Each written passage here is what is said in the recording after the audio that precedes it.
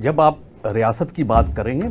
तो definitely Israel आपको ये तो नहीं करेगा कि वो आपकी एक बात मान ले और दूसरी बात अपने इंटरेस्ट को भूल जाए। और मेरे ख्याल सुपर पावर्स भी और जितनी भी कंट्रीज हैं कोई भी इस चीज़ पर नहीं आएगा कि पहले सिर्फ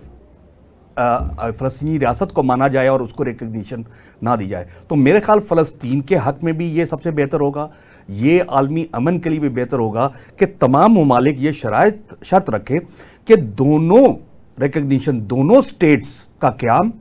अगर फ़लस्तीनी रियासत का क़याम होता है उसको इसराइल की रिकग्निशन के साथ मुंसलिक किया जाए, लिंक किया जाए कि अगर फ़लस्तीन की रियासत कायम होती है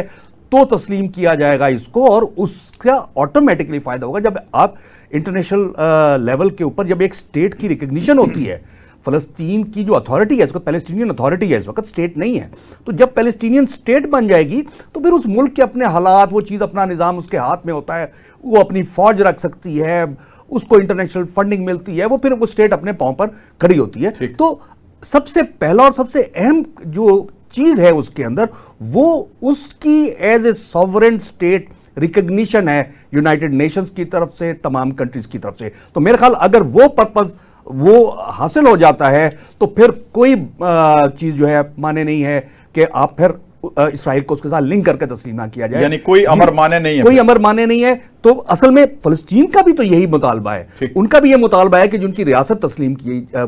किया जाए। उधर भी कुछ फोर्सेस ऐसी हैं जिनकी बका एक कॉन्टिन्यूअस तसलसल, एक ये जंग से जिनको कुछ फायदा होता होगा और उनको भी, जिस तरह हर मुल्क के अंदर कुछ ऐसी तंजीमें होती हैं कि शायद रियासत बनने से उनको नुकसान हो, तो इसमें हमें फ़लस्तीनी रियासत के साथ खड़ा होकर फ़लस्तीन का एक इंडिपेंडेंट स्टेट का